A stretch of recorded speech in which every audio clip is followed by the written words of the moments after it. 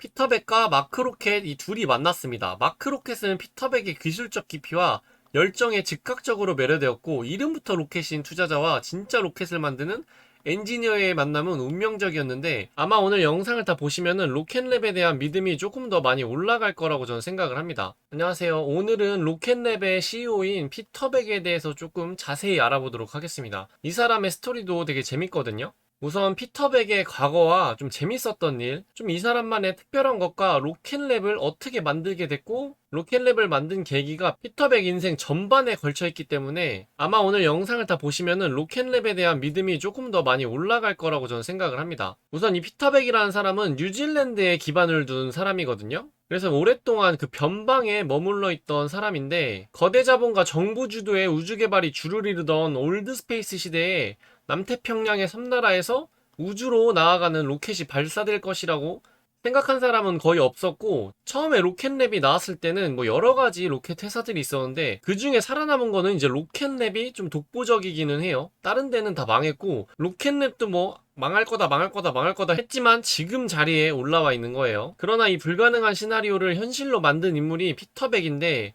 24년 뉴질랜드 우주산업에 대한 공로를 인정받아서 기사자기를 수음받았습니다. 그래서 서 피터백으로 불리고 있습니다. 우선 이 피터백 이야기가 좀 재밌는 거는 실리콘밸리의 전형적인 창업 신화와는 좀 결이 아예 달라요. 명문대학이나 학위, 억만장자의 초기 자본도 없었고, 피터백이 가진 거는 정규교육 과정이랑 스스로 체득한 엔지니어링 기술과 우주에 가고 싶다는 좀 편집증적인 열정뿐이었어요. 일단 이 초기부터가 아예 말이 안 되거든요. 스타트 위치 자체가 이게 우주로 나아갈 수 있는 뭐 그런 아예 상상도 할 수 없는 곳에서 이제 시작이 된 거예요. 그래서 피터백이 유년기부터 이제 로켓랩이 세계적인 우주 기업으로 성장하기까지의 과정과 그를 둘러싼 기상천외한 일화들과 엔지니어링 철학을 중심으로 한번 봐보도록 하겠습니다. 특히 그가 어떻게 세탁기 공장의 수습생에서 믹서기에 모자를 갈아 마시는 CEO가 되었는지, 왜 지금 금성 생명체 탐사에 몰두하고 있는지에 대해서 한번 서사를 좀 알아보도록 하겠습니다. 일단 이 믹서기에 모자를 갈아 마시는 CEO, 이것도 되게 좀 재밌는 이야기거든요. 뒤쪽에 다뤄놨습니다.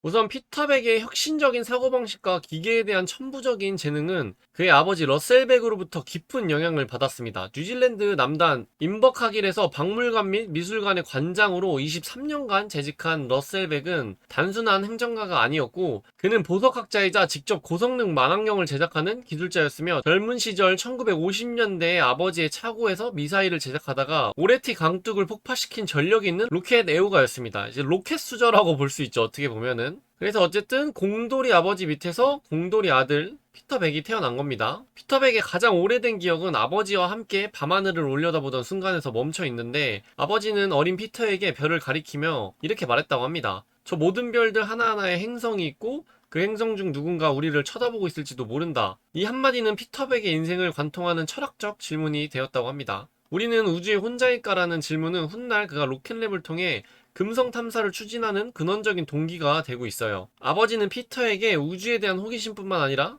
원하는 기계를 직접 설계하고 제작하는 장인정신까지 물려주었다고 합니다. 이런 생각 한 번쯤은 많이 해보셨을 거예요. 우주가 이렇게 넓은데 과연 지구, 이 하나의 우리 생명체가 여기에만 있을까? 근데 이게 나가보고 확인해 볼 수 없으니까 항상 외계인에 대한 뭐 이런 인간에 대한 그런 궁금증과 호기심, 뭐 동경 아닌 동경? 그런 것들을 항상 지니고 있죠. 영화로도 많이 나오고 뭐 UFO도 있고 뭐 이런 얘기들 되게 좋아하잖아요. 그걸 이제 생각해서 현실로 바꾼 사람이라고 보시면 됩니다. 학창시절에 피터백은 교실에 앉아 이론을 배우는 것보다 손으로 무언가를 만드는 것에 더 큰 흥미를 느꼈다고 해요. 10대 시절 그는 이미 낡은 미니 자동차를 분해하여 성능을 극한으로 끌어올리는 튜닝에 몰두했다고 합니다. 그에게 기계는 단순한 도구가 아니라 물리법칙을 이해하고 조작할 수 있는 실험 대상이었어요. 그래서 피터백은 대학 진학이라는 일반적인 경로 대신 실무 현장에 뛰어드는 길을 택했는데, 95년 18세의 나이로 뉴질랜드의 유명 가전제품 제조업체인 피셔앤페이켈의 공구 제작 수습생으로 입사를 합니다.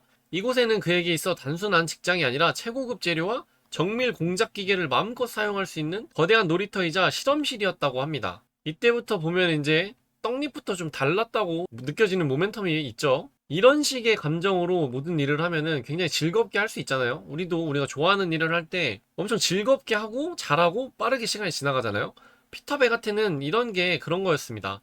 그래서 수습 기간 동안 피터백은 낮에는 회사 업무를 수행하고 밤과 주말에는 자신만의 로켓 프로젝트에 매진하는 이중 생활을 시작했습니다. 흥미로운 점은 당시 회사의 관리자들과 동료들이 이러한 그의 열정을 묵인했을 뿐 아니라 오히려 적극적으로 지원해줬다고 합니다. 피터백의 회고에 따르면 그는 로켓 부품을 제작하다가 자재 관리자에게 티타늄 조각을 좀 얻을 수 있을까요? 라고 부탁하곤 했는데, 그러면 며칠 뒤 그의 공구함에는 수습생 훈련 프로젝트라는 라벨이 붙은 고가의 티타늄 덩어리가 놓여 있었다고 해요. 이러한 회사의 전폭적이지만 비공식적인 지원 덕분에 그는 고가의 재료비 걱정 없이 로켓 엔진 개발에 필요한 정밀 부품을 깎고 다듬을 수 있었다고 합니다. 회사는 그에게 공작 기계 사용을 허락했지만 단 한 가지의 엄격한 규칙을 정했는데, 바로 사내에서 로켓 추진체, 연료를 제조하지 말라는 것이었고, 폭발 위험이 있는 화학물질을 공장에서 다루는 것은 허용될 수 없었기 때문인데, 그럼에도 피터백의 열정은 멈추지 않았고 그는 공장 밖에서 추진체를 만들고 이를 테스트하기 위한 기상천외한 운송수단을 개발하기 시작했습니다. 가장 대표적인 일화는 로켓 자전거 사건인데, 당시 피터백은 자신이 만든 로켓 엔진의 출력을 테스트하고 싶었지만 전문적인 계측 장비인 로드셀을 구입할 돈이 없었고, 그는 엔진의 성능을 확인하는 가장 직관적인 방법은 엔진 위에 올라 타보는 것이라고 생각했습니다. 그래서 피터백은 로켓 엔진을 자전거에 장착을 했는데, 무게중심을 낮추기 위해 일반 자전거 바퀴 대신 작은 BMX 휠을 사용했고, 추진체 탱크를 다리 사이에 끼운 채 엎드려 타는 구조로 개조했습니다. 그리고 대담하게도 그는 피셔앤페이켈 이사의 멤버들을 주차장으로 초대했어요. 이사의 임원들이 지켜보는 가운데 피터백은 작업복과 헬멧만을 착용한 채 로켓 자전거에 시동을 걸었습니다. 갱응과 함께 자전거는 시속 140km, 약 100마일에 달하는 속도로 주차장을 가로질러 질주했습니다. 양복을 입은 임원들 앞에서 연기를 내뿜으며 사라지는 수습생의 모습은 그야말로 좀 충격 그 자체였다고 해요. 그때 애초에 이거부터 되게 기상천외하죠. 로켓 자전거부터. 그 로켓 자전거의 전설은 주차장에서 끝나지 않았는데, 더니든에서 열린 스피드 페스티벌 기간 동안 도로를 봉쇄하고 로켓 자전거 주행을 시도했습니다. 평소 아들의 위험한 실험을 극도로 싫어했던 그의 부모님도 이날만큼은 아들을 보기 위해 현장을 찾았다고 합니다. 하지만 부모님이 현장에 도착하자마자 목격한 것은 갱응과 함께 거대한 연기 구름 속으로 사라지는 아들의 뒷모습과 그 뒤를 급박하게 쫓아가는 구급차였다고 합니다. 자욱한 연기 때문에 아들이 무사한지 아니면 사고가 났는지 확인할 수 없었던 그의 어머니는 공포에 질려 어쩔 줄 몰라 했고, 다행히 피터백은 무사했지만 그 사건은 그가 젊은 시절 얼마나 무모할 정도로 로켓에 미쳐 있었는지를 보여주는 결정적인 일화로 남아 있습니다. 그는 훗날 인터뷰에서 당시에는 뇌가 완전히 발달하지 않아 위험에 대한 인식이 부족했다고 회고했고, 지금이라면 절대 로켓 엔진을 다리 사이에 끼우고 달리지 않을 것이라고 농담 섞인 고백을 하기도 했습니다. 이제 피셔앤페이켈에서 추진체 제조가 금지되자 피터백은 자신의 집을 실험실로 개조했고, 로켓 연료의 산화제로 고농도 가산화수소가 필요했으나 시중에는 50% 농도의 제품밖에 팔지 않았고, 추진체로 사용하기 위해는 90% 이상 농도가 필요했기 때문에 피터백은 직접 버블 리액터라는 중류 장치를 설계하여 제작했습니다. 문제는 그가 이 위험한 화학 장치를 자신이 살던 플랫, 이 아파트 여분 침실에 설치했다는 점인데, 어느 날 아침 그는 머리가 깨질 듯한 두통과 함께 잠에서 깼는데 리액터에서 누출된 유독가스가 집안에 퍼진 것이었다고 해요. 이때 좀 위험했죠? 하마터면 지금의 우리의 로켓랩 CEO가 없었을 수도 있습니다. 그럼 로켓랩도 없었겠죠? 이 아찔한 사고 이후 그는 더 이상 집안에서 실험을 강행할 수 없음을 깨달았거나, 혹은 집주인에게 쫓겨날 위기를 맞았거나, 이 둘 중에 하나의 문제로 장비를 집 밖으로 옮겨 정원에 있는 작은 헛간에 설치했다고 합니다. 이곳이 바로 초기 로켓랩의 기술적 모태가 된 장소이기도 해요. 이 시기 피터백은 전형적인 주경 야독의 삶을 살았는데, 낮에는 직장에서 일하며 생계를 유지하고 자금을 모으는 데이 시프트를 소화했고, 밤에는 헛간에서 로켓 엔진을 설계하고 제작하는 나이트 시프트를 이어갔습니다. 이 고단하지만 열정적인 이중생활은 그가 로켓 엔지니어링의 기초 원리를 몸소 체득하는 기간이었다고 해요. 진짜 대단하죠? 진짜 3잡 이상을 뛰는 그런 패기와 열정으로 이제 초기를 다진 거죠. 그 후에 2006년 엔지니어였던 아내가 미국에서 한 달간 근무할 기회를 얻자 피터백은 동행을 결심하는데, 그는 이 여행을 스스로 로켓 순회라고 명명했습니다. 그의 목표는 나사, 로키드 마틴, 보잉 등 어린 시절부터 동경해왔던 미국의 거대 우주항공 기업과 연구소들을 방문하여 그들의 기술을 배우고 가능하다면 일자리를 얻는 그런 목표였습니다. 그러나 꿈에 그리던 성지에서 그가 마주한 현실은 실망스러웠는데, 그가 목격한 미국 우주산업은 관료주의와 타성에 젖어 있었고, 거대 기업들은 정부가 발주하는 대형 프로젝트를 수행하며 비용 보전 계약에 안주하고 있었고, 혁신적인 기술 개발보다는 안정적인 수익 유지에 급급해 보였다고 해요. 무엇보다 학위가 없는 외국인이 이러한 폐쇄적인 산업에 진입할 틈은 보이지 않았다고 합니다. 그래서 피터백은 중요한 사실을 깨달았는데, 아무도 내가 중요하다고 생각하는 일을 하지 않는다라는 건데, 당시 우주산업은 대형 위성과 대형 로켓에만 집중하고 있었고, 다가올 소형 위성 시대를 대비한 전용 발사체 개발에는 아무도 관심을 두지 않고 있었다고 합니다. 그는 미국 여행을 마치고 뉴질랜드로 돌아오며 결심했다고 해요. 아무도 하지 않는다면 내가 직접 해야겠다. 이 깨달음은 로켓랩 창업의 결정적인 계기가 되었고, 그는 기존의 방식이 아닌 빠르고 저렴하며 소형 위성에 최적화된 로켓을 만들겠다는 비전을 세웠습니다. 이런 식으로 이제 로켓랩이 탄생하게 된 거예요. 이제 저렇게 창업을 결심했을 때 운명적인 파트너 마크 로켓을 만납니다.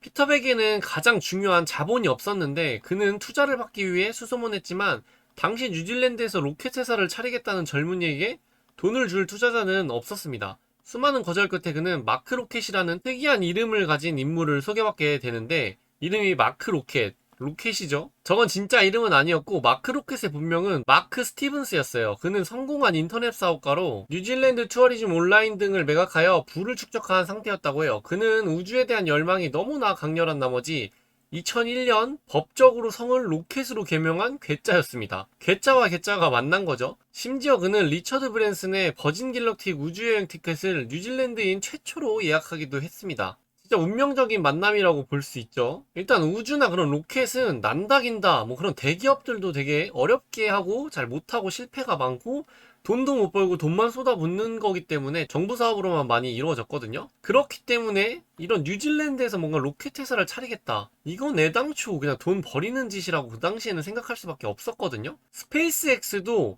첫 번째 발사 완전 망하고 지속적으로 망하면서 일론 머스크가 거의 막 이제 파산 직전, 포기 직전에 어렵게 끌어올린 거거든요, 스페이스X가. 그래서 이제 이 두 사람은 진짜 대단한 사람이라고 볼 수 있어요. 일론 머스크랑 피터백이. 저는 근데 피터백이 좀 더 우주 이쪽에서는 좀 더 대단하다고 생각을 하는 게, 일단 일론 머스크는 페이팔을 엑시트 했기 때문에 돈이 그래도 있는 편이었어요. 자본도 있고 뭔가 여력이 있는 사람이었는데, 이 피터백이란 사람은 아무것도 없는, 대학도 안 나온 그런 사람이 차려서 여기까지 왔다는 거는 진짜 대단하다고 생각합니다. 그게 이제 로켓랩을 투자하는 투자자들한테는 조금 더 들끓는 뭔가, 끌어오르는 뭔가가 있는 그런 포인트거든요, 이 피터백이라는 사람은. 그래서 이 둘은 2006년에 로스앤젤레스 한 우주 컨퍼런스에서 피터백과 마크 로켓 이 둘이 만났습니다. 마크 로켓은 피터백의 기술적 깊이와 열정에 즉각적으로 매료되었고, 이름부터 로켓인 투자자와 진짜 로켓을 만드는 엔지니어의 만남은 운명적이었는데, 마크 로켓은 피터백의 첫 번째 시드 투자자가 되었고, 두 사람은 50대 50 지분으로 회사를 공동 설립했습니다. 이들은 뉴질랜드 정부로부터 약 1억 원의 시드 펀딩을 확보하는 데 성공했고, 흥미로운 점은 당시 뉴질랜드 정부에는 우주 프로그램을 기술적으로 검증할 수 있는 전문가가 전무했기 때문에 이들의 제안서가 별다른 기술적 제동 없이 통과되었다는 것이에요. 2009년 11월 로켓랩은 첫 번째 사운딩 로켓인 아테아-1을 그레이트 머큐리 섬에서 발사했습니다. 마오리어로 우주를 뜻하는 이 로켓은 고도 100km 카르만 라인을 돌파하며 로켓랩을 남반구 최초로 우주에 도달한 민간 기업으로 만들었습니다. 아티아의 성공 이후 피터백은 궤도 발사체 개발에 집중했고, 그는 물리학적 한계 내에서 최적의 설계를 추구하는 제1원칙 사고를 바탕으로 일렉트론 로켓을 설계했습니다. 이때 설계가 탄생한 게 지금 우리가 열강하고 25년에만 21번 100% 성공한 그 소형 로켓입니다. 일렉트론은 탄소섬유 복합재를 사용하여 무게를 획기적으로 줄였고, 세계 최초로 전기모터 펌프 사이클을 사용하는 러더퍼드 엔진을 탑재했습니다. 엔진의 주요 부품을 3D 프린팅으로 제작하여 생산 속도를 높인 것 또한 혁신이었어요. 일렉트론 개발 초기 피터백은 로켓의 재사용성에 대해 회의적이었다고 합니다. 소형 로켓은 연료와 구조 중량의 여유가 거의 없어 재사용을 위한 장비, 낙하산, 착륙다리 등을 추가하면 위성을 탑재할 능력이 급격히 떨어진다고 판단했기 때문이에요. 그는 언론과 인터뷰에서 다음과 같이 공언을 했는데, 만약 우리가 로켓을 재사용하거나 대형 로켓을 만든다면 내 모자를 먹겠다, 영어권 관용구에 내 손에 장을 지지겠다와 같이 절대 일어날 리가 없는 일에 대한 확신이 들 때 쓰는 표현이에요. 그런데 이제 시장이 변했어요. 스페이스X가 펠컨 9의 재사용을 성공시키며 발사 비용을 낮추자 로켓랩 역시 경쟁력을 위해 재사용 기술을 도입해야 했습니다. 또한 소형위성 시장의 성장과 함께 중형 발사체의 필요성이 대두되면서 더 큰 로켓인 뉴트론 개발이 결정되었습니다. 그 뉴트론을 이제 26년에 이제 첫 발사가 예정되어 있습니다. 1분기라고 하지만 1분기에서 2분기로 좀 더 시장은 점치고 있는 그 뉴트론이에요. 피터백은 자신의 판단이 틀렸음을 인정하는데 주저하지 않았고 21년 3월 뉴트론 로켓 개발 발표 영상에서 그는 약속을 이행했습니다. 이게 되게 멋있는 것 같아요. 이제 이 틀렸음을 인정하는 이 태도가 굉장히 좀 힘들거든요. 특히나 저런 CEO, 창업자 같은 사람들에게는 좀 어려울 수 있는 일이에요. 많이들 아시죠? 영상 속에서 그는 책상 위에 휴대용 믹서기를 올려두고 로켓랩 로고가 박힌 야구 모자를 가위로 잘라 믹서기에 넣었습니다. 윙하는 소리와 함께 모자는 갈기갈기 찢어졌고 그는 이 섬유 조각들이 섞인 쉐이크를 컵에 따랐고 숟가락으로 그걸 떠먹으면서 카메라를 향해 말을 했습니다.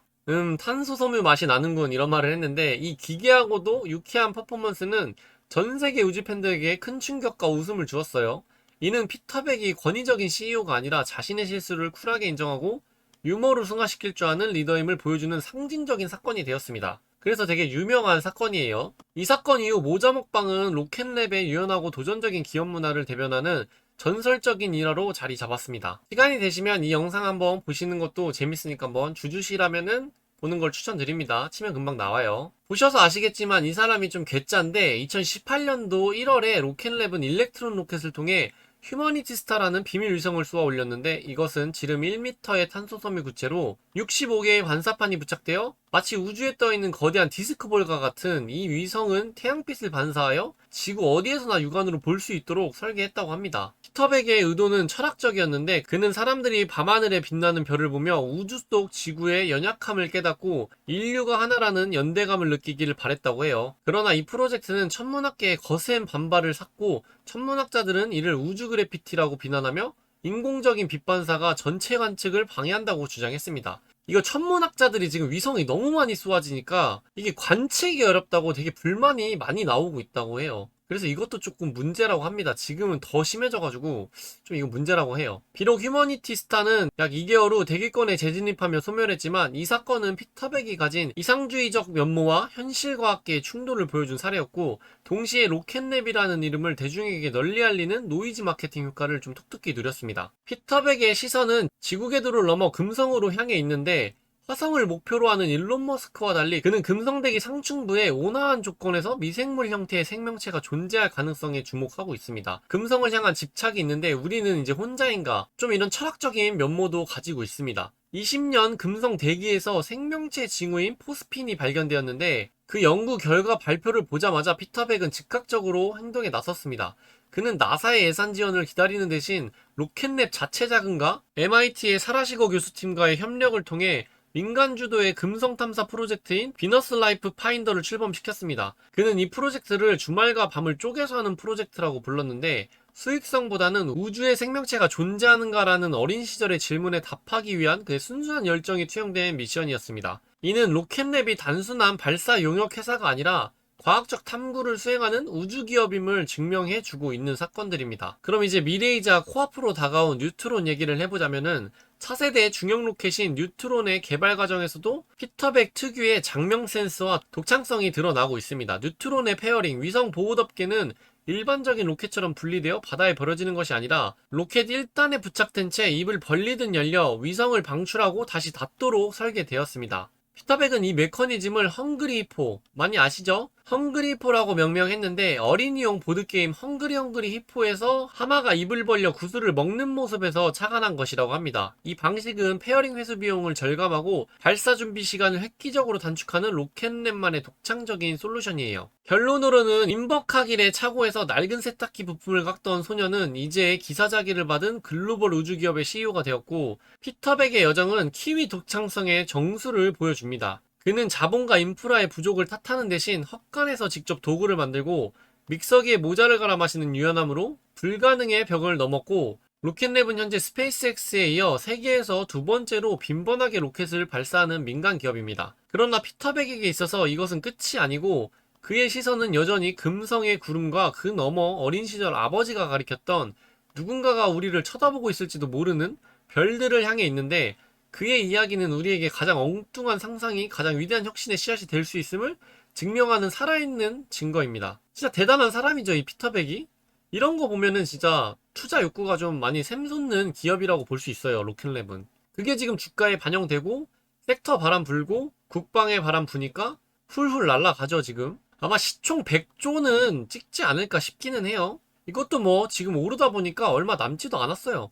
이제 로켓랩의 대표적인 로켓 세 가지 보고 마무리할 텐데요. 아테아-1, 일렉트론, 뉴트론이 있습니다. 일단 아테아는 2009년에 발사를 했고 일렉트론은 2017년 첫 발사를 했습니다. 이제 어떻게 보면 아테아 쏘고 8년 뒤에 일렉트론 쐈고 또 그 8년 뒤에 원래 뉴트론을 쏘려고 25년 예정으로 잡아놨었지만 26년으로 밀렸죠. 조금 더 정확한 발사 확률을 올리기 위해서 밀었다고 하니까 오히려 저는 좋은 거라고 보고 있습니다. 한 번에 쏘아 올리면 또 그때 어떻게 될지 진짜 좀 기대가 되네요. 그래서 아테아는 사운딩 로켓, 일렉트론은 소형 위성 발사, 뉴트론은 재사용하는 중형 위성입니다. 패컨 9과 경쟁을 해요. 특이점으로는 아테아는 남반구 최초 민간 우주에 도달했고 일렉트론은 전동 펌프 엔진 탄소 섬유가 있고 뉴트론은 헝그리 포 페어링으로 재사용이 가능한 게 특이점입니다. 피터백의 비유로는 아테아는 실험작, 일렉트론은 작은 거인, 뉴트론은 게임 체인저입니다. 그래서 이 게임 체인저 이게 되는 순간 로켓랩은 진짜 스페이스X의 시총 어느 정도 많이는 아니에요. 한 10%?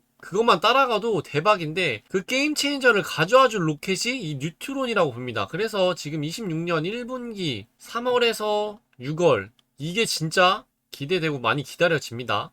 첫 번째에서 잘 쓰면은 진짜 대박이겠지만 부디 어느 정도 성과를 잘 거두면서 좀 잘 쐈으면 하는 기대감이 저는 계속 있습니다. 오늘은 로켓랩의 CEO인 피터백에 대해서 조금 자세히 알아봤고요. 저는 투자할 때 CEO도 굉장히 중요하게 생각하는데 이 CEO는 투자에 좀 욕구를 불태우는 그런 진짜 재밌는 스토리를 가진 좀 투자를 부르는 몇 안 되는 그런 되게 유능한 CEO라고 저는 생각을 합니다. IT 회사도 그 코딩하는 CEO가 굉장히 메리트가 크거든요. 근데 그것보다 더한 이 로켓랩 CEO는 진짜 대단한 것 같아요. 오늘 영상은 여기까지고요. 로켓랩 주주시거나 영상이 마음에 드셨다면 좋아요와 구독, 댓글 부탁드리겠습니다. 감사합니다.